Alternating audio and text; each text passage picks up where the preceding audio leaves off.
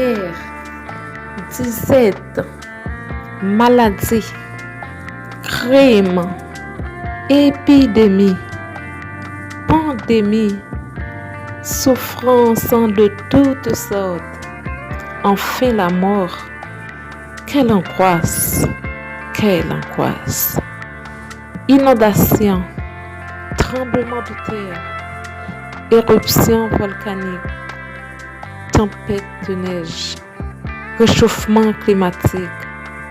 Hélas, hélas. Tous ces événements perpétuent. Ils terrassent. L'humanité soupire. Les crimes s'enchaînent. Les catastrophes se déchaînent.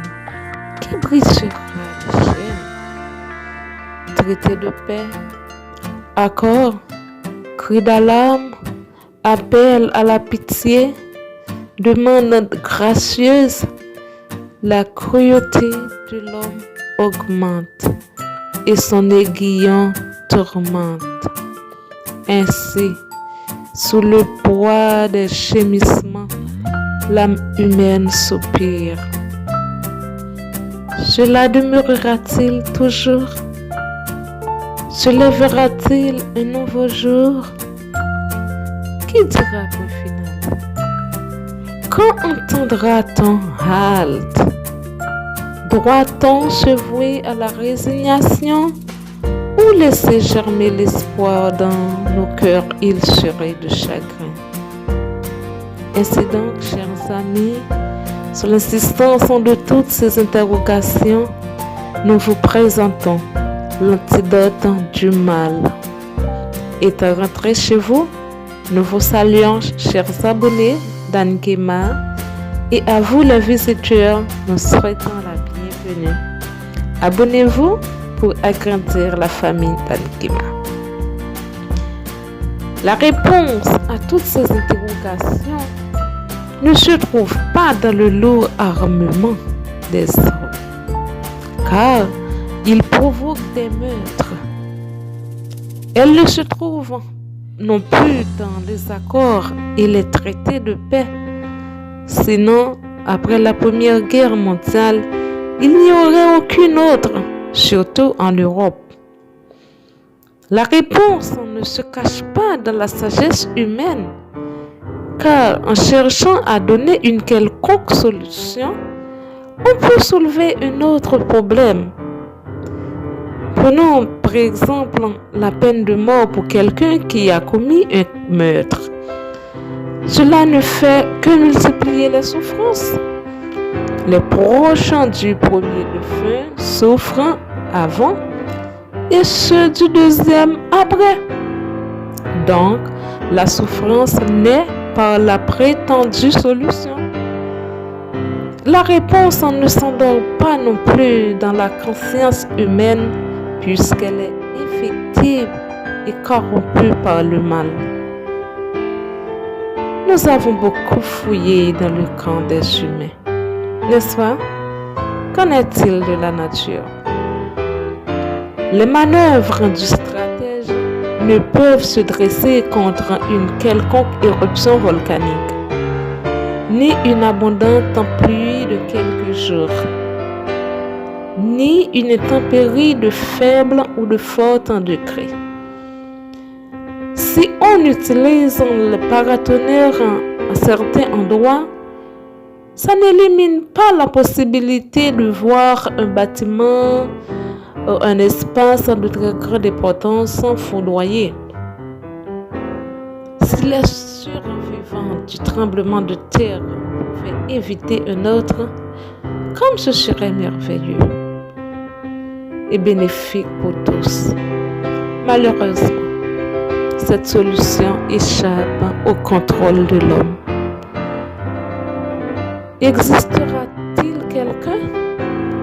Y aura-t-il une réponse? Oui, la réponse se trouve entre les mains de celui qui a commencé. Il a ordonné la nature par sa sagesse. Il a créé l'homme par son pouvoir. Il a chassé du ciel le diable Il a fait un plan de rédemption pour le rachat de l'humanité et de sa toute-puissance. Il viendra rétablir l'ordre dans le désordre.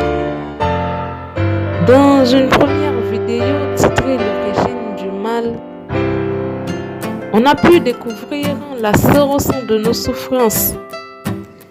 Au commencement, la vie était abondante, mais avec la contamination de l'homme par Satan, la nature devient de plus en plus dégradante. Par un seul homme, le péché, le mal est entré dans le monde. De même, par un seul être, il y aura la délivrance de l'humanité. Pour exposer la solution, nous gravitons autour des livres appelés Bible. Les ténèbres envahissent la terre, les angoisses.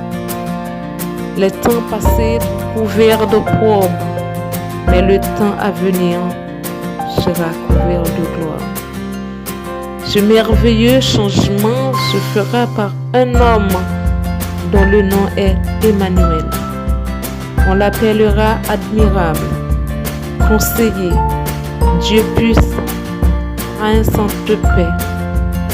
La domination reposera sur son épaule et son royaume sera affermi par la justice. Lecture faite au chapitre 9 du livre d'Ésaïe. Le Créateur a lui-même fait un plan de rédemption où il a envoyé l'une des personnes de la Trinité en ces bas lieux pour payer la rançon de la désobéissance de l'homme. Regardons, il n'a pas envoyé un ange, ni un homme de haute estime, ni un bébé, ni un pauvre, mais il s'est dépouillé lui-même de sa gloire pour habiter parmi les fils pécheurs, passant par les entrailles de Marie, en apportant la lumière dans les ténèbres. Jean chapitre 18. Cependant, Satan le diable connaît le plan de salut fait par Dieu pour le rachat de l'humanité. Il a mis en œuvre sa stratégie pour dévier ce plan.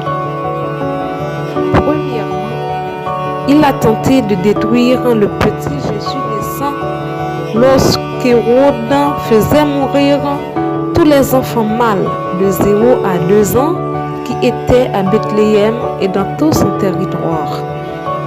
Mais un ange a averti à Joseph de partir avec l'enfant et sa mère pour l'Égypte et d'y rester jusqu'à ce qu'il lui parle. Matthieu chapitre 2.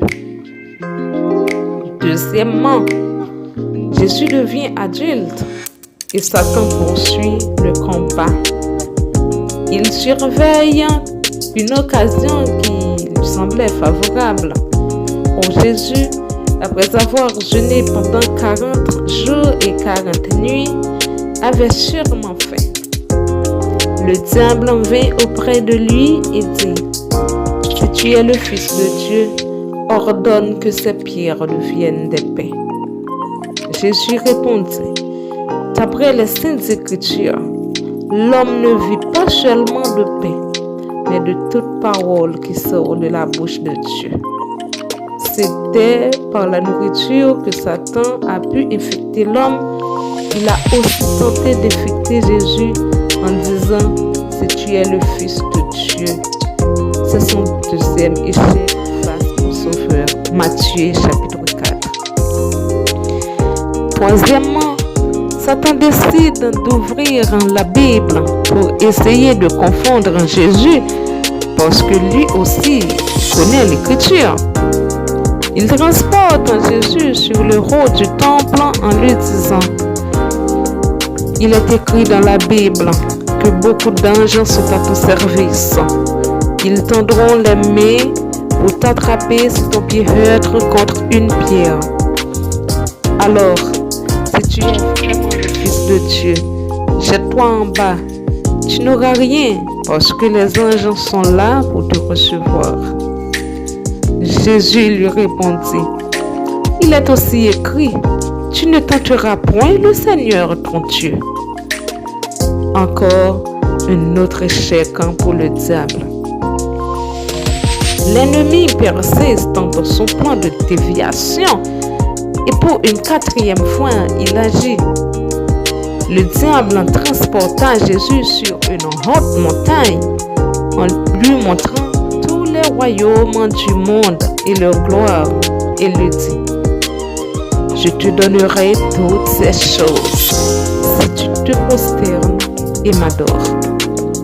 Jésus lui dit, retire-toi de moi, Satan, car tu adoreras le Seigneur ton Dieu et tu le serviras lui seul.